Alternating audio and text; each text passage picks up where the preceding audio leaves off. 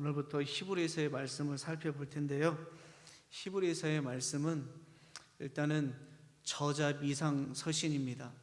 이 신약 성경에 유일하게 어떤 사람이 이 히브리서를 기록했는지 알 수 없는 책이 히브리서라서 그래서 저자 미상 서신이다 그렇게 말하고 있습니다. 이 히브리서를 누가 기록했는지는 알 수 없으나 그러나 이 히브리서의 대상이 누구인지 그리고 히브리서가 왜 기록이 되었는지 그것은 분명하게 히브리서 안에 잘 기록이 되어 있습니다. 이 히브리서를 보는 기록 대상, 다른 말로 하면 이 히브리서의 수신자는 누구냐? 로마의 지배 속에 있는 모든 기독인들, 로마의 지배 가운데 있는 모든 기록인들이 이 책의 대상으로 이 책이 쓰여졌다라는 것입니다. 그리고 이 히브리서가 왜 기록이 되었느냐? 그때 당시에 배교하는 일들이 많이 있었는데 그 배교를 방지하기 위하여서 히브리서 기자가 이 히브리서를 기록했다라는 사실입니다. 2000년 전 당시에 그 기독교를 로마가 엄청나게 박해를 했습니다. 우리가 잘 알고 있는데 그 로마가 기독교를 박해했던 이유는 크게 세 가지가 있습니다. 첫 번째 이유는 뭐냐면 그들의 정책 때문입니다. 2000년 전에 로마는 황제 숭배 정책을 펼쳤습니다. 왜 그러냐면은 그때 당시에 로마가 수많은 나라들을 다스리고 있었거든요. 아프리카, 유럽, 아시아 일대 수많은 나라, 수많은 영토를 다스리고 있었어요. 이러한 상황 속에서 로마가 생각했을 때 이 수많은 나라와 넓은 영토를 오랫동안 장악하고 다스리기 위해서는 우리 나라 가운데 통일성이 있어야 된다고 생각했어요. 로마 안에 통일성이 있어야 이 드넓은 영토를 오랜 시간 동안 장악할 수 있다. 그래서 이들이 생각을 해낸 것이 뭐냐? 거기에 대한 정책으로 황제 숭배 정책을 세웠다라는 것입니다. 그런데 우리 기독교는 황제를 숭배할 수 없잖아요. 오직 하나님만 숭배하고 예수님만 숭배하고 그렇기 때문에 기독인들이 그것을 따라주지 않기 때문에 그때부터는 로마가 기독교를 대대적으로 박해했다라는 것입니다. 근데 아이러니하게도 그때 당시에 하나님을 섬기고 있었던 유대교는 박해 대상이 되지 않았어요. 오히려 로마가 그 유대교를 인정해 주었고요. 이스라엘의 민족 종교로서 공인도 해 주었어요. 왜냐하면 이 유대교는 하나님을 섬겼지만 적당하게 타협하면서 하나님을 섬겼기 때문입니다. 그러니까 예나 지금이나 적당히 타협하면은 전혀 핍박받을 일이 없다라는 것을 역사가 우리에게 증명해 주고 있는 것이죠. 그리고 두 번째로 로마가 기독교를 박해했던 이유는 뭐냐면 성찬식 때문이었습니다. 초대교회는 모일 때마다 성찬식을 했거든요. 제가 여기서 초대교회라고 말하는 것은 예루살렘에 있었던 초대교회만을 의미하는 것이 아닙니다. 예수님께서 하늘로 승천하신 이후에 세워진 모든 교회들을 총칭해서 초대교회라고 말하는 건데 2000년 전에 초대교회는요 모일 때마다 성찬식을 했어요. 포도주를 마시면서 이것은 예수님의 피입니다. 떡을 떼면서 이것은 예수님의 몸입니다. 그러다 보니까 사람들이 오해하기 시작합니다. 기독교는 사람을 죽여서 인육을 먹는 집단이야. 이러한 소문이 로마 전역에 퍼지게 된 것입니다. 이로 인하여서 로마의 핍박이 대상이 된 것이죠. 세 번째로는 로마가 기독교를 박해했던 세 번째 이유는 기독인들의 용어 때문입니다. 우리 기독인들은 교회에 모이면은 옆에 있는 사람 뭐라고 말합니까? 형제님, 자매님 그렇게 하잖아요. 아줌마, 누구 엄마 그렇게 하지 않잖아요. 근데 이러한 형제님, 이 자매님이라는 용어가 그때 당시에 이집트에서는 성적인 파트너에게 불렀던 호칭이었습니다. 자신의 성적 파트너에게 형제예요, 자매요. 그렇기 때문에 기독교가 사람들에게 오해를 받게 되었던 것이죠. 기독교는 음란한 단체이고 심지어는 근친상간하는 단체이다. 이러한 이유 세 가지 때문에 로마가 극심하게 기독교를 박해하기 시작했던 것입니다. 얼마나 끔찍하게 박해를 하냐면 예수님을 믿다가 적발이 되면은 십자가형, 화형, 그리고 굶주린 짐승의 밥이 되게 하고요. 그리고 맹수와 싸우게 해서 죽게 하고요. 끔찍하게 이렇게 박해하는 것입니다. 이러한 상황 속에서 예수님을 믿고 있다가 다시금 유대교로 전향하는 기독인들이 많이 있었어요. 그것을 방지하기 위하여서 히브리서 기자가 이 히브리서를 기록했다라는 것입니다. 얼마나 이 히브리서 기자가 무섭게 경고하면서 기독인들의 배교를 방지하려고 하냐면, 히브리서 6장 4절에서 이하 말씀을 보게 되면, 한번 빛을 받고 한번 하늘의 은사를 맛보고 한번 성령에 참여한 바 되고 하나님의 선한 말씀과 그리고 내세의 능력을 맛보고도 타락하는 자들은 다시금 새롭게 하여 회개할 수 없나니. 우리 기독교가 좋은 것이 무엇입니까? 우리가 잘못을 범해도 날마다 하나님 앞에 나아가서 회개할 수 있는 이러한 특권, 이러한 능력이 기독교 안에 있잖아요. 이것이 참 우리에게 큰 소망이 되지 않습니까? 우리는 2번 회개할 수 있고 3번 회개할 수 있거든요. 근데 히브리서 기자는 2번 회개의 불가능성을 선포하면서 예수님 믿는 사람들은 2번 다시 회개할 수 없다. 예수님을 잘 믿다가 타락한 자들은 다시금 회개하여서 새롭게 될 수 없다. 그러니까 배교할 생각하지 말아라. 무섭게 경고하고 있는 것입니다. 왜냐하면 그때 당시에 배교하는 일들이 너무나도 많이 일어나고 있었기 때문에 이것을 방지하기 위하여서 이 히브리서 기자가 2번 회개의 불가능성을 선포하면서 그렇게 무섭게 경고했다라는 것입니다. 이러한 히브리서의 배경 지식을 가지고 오늘 1장 말씀을 살펴보게 되면, 또한 이때 당시에 초대교회 가운데 문제가 뭐였냐면 천사를 숭배하는 일들이 초대교회 안에 일어나고 있었어요. 성경에 보게 되면 이 천사들의 활약이 대단하잖아요. 출애굽기에 보게 되면 그 애굽의 장자를 죽였던 이가 누구입니까? 천사입니다. 그리고 남유다의 아수르 군사 18만 5천 명이 쳐들어왔을 때 이 18만 5천 명을 죽였던 이도 천사입니다. 사도행전 12장 말씀에도 보게 되면 베드로가 하나님의 말씀을 증거하다가 감옥에 갇히잖아요.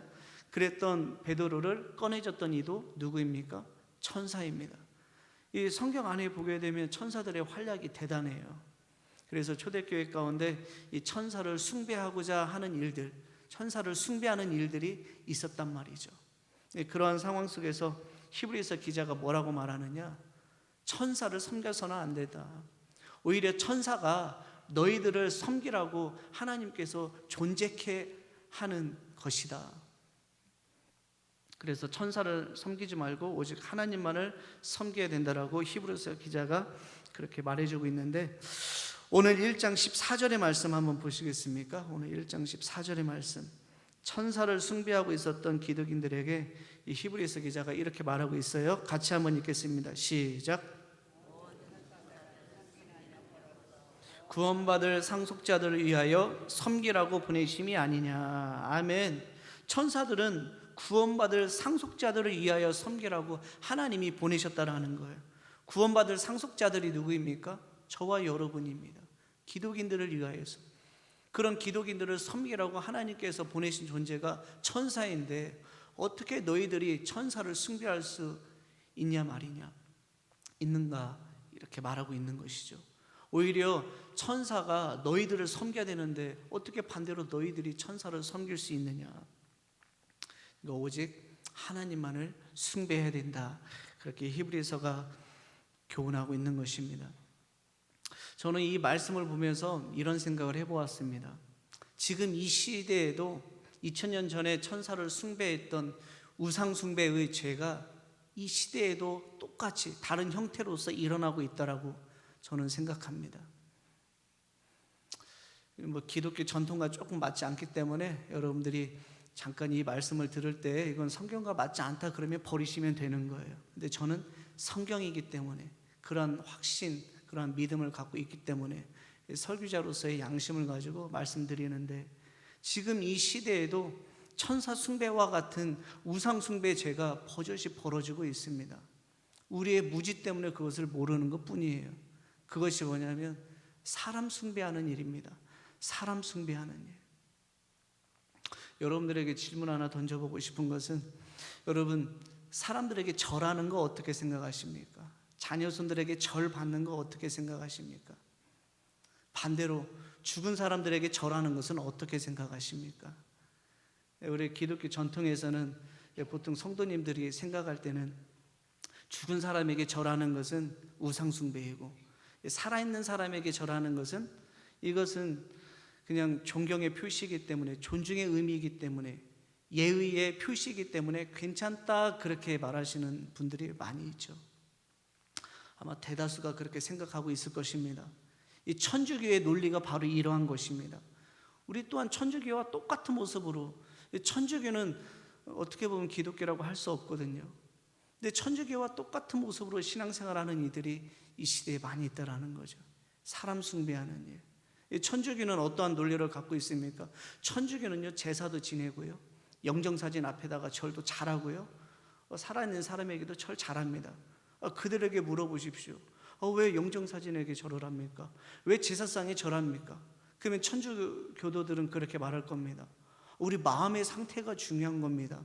그 절하는 것이 중요한 것이 아니라, 내가 숭배하는 의미를 가지고 영정사진 앞에 절하는 것이 아니라 그냥 존중의 의미로서, 그냥 예의의 의미로서, 그냥 존중의 의미로서 절하는 것이지, 내 마음의 상태가 이런데 그것을 우상숭배라고 보지 말라고. 그렇게 천주교도들은 그렇게 말한다니까요. 근데 저희와 그들의 생각이 뭐가 다릅니까? 똑같은 거예요. 성경 말씀에 죽은 사람한테는 절하면 안 되고 살아있는 사람한테는 괜찮다, 그런 말씀이 전혀 없거든요. 여러분, 우리가 스님들 만나면 합장하시는 분 계시나요? 합장? 여러분, 합장 안 하거든요. 근데 우리의 논리라면 이 합장도 그냥 이거는 존중의 의미이기 때문에, 우리가 불교를 숭배하는 의미가 아니라 불교를 그냥 존중하고 예의 차원에서 이렇게 합장할 수 있는 거 아니겠습니까? 우리가 그렇게 생각하고 합장할 수도 있는 거예요. 근데 기독교에서 합장을 안 하는 이유가 무엇입니까? 이 합장하는 것 그 자체가 이 마음의 상태, 의미, 이런 것들을 다 빼고서 이 합장하는 것 자체가 거기에는 종교적인 의미가 있기 때문입니다. 종교적인 의미가 있다는 것은 뭐냐면 불교를 인정한다라는 것이고, 불교의 가르침을 인정한다라는 것이에요. 그런 종교적인 의미가 있기 때문에 기독교 전통에서는 합장하는 것을 금하는 것이죠. 여러분, 마찬가지인 거예요. 이 절하는 것도 이게 어디에서 파생된 겁니까? 이게 유교 문화에서 파생된 거 아니겠습니까? 유교.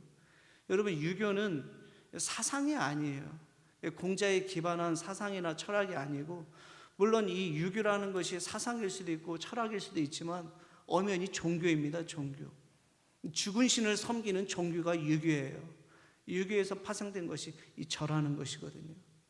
그래서 이 절하는 것 그 자체가 우리의 마음의 상태 이런 걸 떠나서 그 유교를 그대로 받아들이는 그런 종교적인 의미가 될 수 있기 때문에 우리가 절한다라는 것, 그거는 생각해 볼 필요가 있다라는 거예요.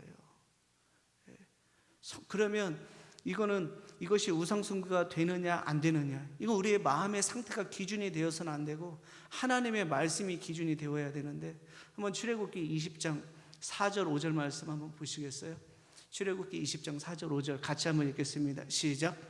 너를 위하여 새긴 우상을 만들지 말고, 또 위로 하늘에 있는 것이나 아래로 땅에 있는 것이나 땅 아래 물속에 있는 것에 어떤 형상도 만들지 말며 그것들에게 절하지 말며 그것들을 섬기지 말라. 내 하나님 여호와는 질투하는 하나님인즉 나를 미워하는 자의 죄를 갚되 아버지로부터 아들에게로 3, 4대까지 이르게 하거니와. 아멘. 저 말씀이 무슨 말씀입니까? 너희들은 하늘 위에 있는 그 어떠한 것이라 할지라도, 그리고 땅 위에 있는 그 어떤 것이라 할지라도, 땅 위에 있는 사람들까지 포함되는 것이죠. 그리고 땅 아래에 있는 그 어떤 것이라 할지라도 형상을 만들지 말며 절하지 말라. 이 절하지 말라라는 것은 뭐냐면 형상에게만 절하지 말라는 것이 아니라 그 형상의 주체에게까지 절하지 말라라는 것이에요. 그러면 하나님이 싫어하신다. 하나님은 질투하는 하나님이시고, 그게 바로 우상숭배하는 것이다. 여러분, 그래서 성경 말씀에 보게 되면 이 모르드게가 하만에게 절하지 않잖아요. 그래서 핍박을 받잖아요. 하만에게 절하지 않는 이유는 무엇입니까? 절하는 거 하나님께서 원하지 않기 때문에. 사도행전 14장 말씀에도 바나바와 바울이 사역을 하면서 능력을 행하니까 루스드라 사람들이 막 절하려고 하고 있어요. 그러니까 바울이 절하지 말라. 하나님께만 경배하라.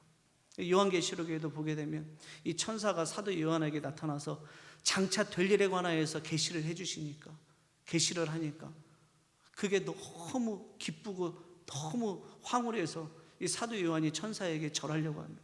천사가 절하지 말라. 물론 성경 말씀에 보게 되면 예외적인 말씀도 있어요. 아브라함이 천사에게 절했고요. 그리고 다윗과 요나단이 헤어질 때 이 다윗이 요나단에게 3번 절하고요. 그러나 우리가 기억해야 될 것은 뭐냐면 예외적인 것들이 원리를 깰 수는 없다라는 거예요. 성경 말씀에 보게 되면 일부 다체절을 하나님께서 원하십니까? 일부 일처제를 하나님께서 원하십니까? 일부 일처제를 하나님께서 원하시죠. 그러나 아브라함이나 야곱이나 이런 사람들은 여러 명의 아내와 살았거든요. 하나님께서 원하시진 않았지만, 그래서 이런 것들은 예외적인 거예요. 예외적인 것들이 원리를 깰 수는 없는 거예요. 하나님의 뜻은 일부 일처제지만 인간이 연약하여서 하나님이 양보해 주심으로 일부 다체제 하면서 살아가는 사람이 있어요. 그러나 그것이 우리 신앙생활의 기준이 되어서는 안 되는 것입니다. 예외가 원리를 깰 수는 없어요. 그래서 성경 말씀에도 보게 되면 살아있는 사람에게도 절하는 내용이 나오잖아요. 그건 예외적인 거죠. 예외적인 거죠. 인간이 연약함 때문에 하나님께서 양보해 주신 거죠. 그러나 우리는 예외적인 것들이 원리를 깰 수 없기 때문에 우리는 본래의 하나님의 뜻을 붙들고 승리해야 되는 것입니다. 아무튼 2000년 전에 천사를 숭배하는 일로 인하여서 기독인들은 하나님께 책망을 받았습니다. 정말 이 시대 가운데도 우상을 숭배하는 것이 아니라 오직 하나님만을 숭배함으로 말미암아 조금 더 순전함으로 하나님께 나아갈 수 있는 저와 여러분 되기를 축복합니다.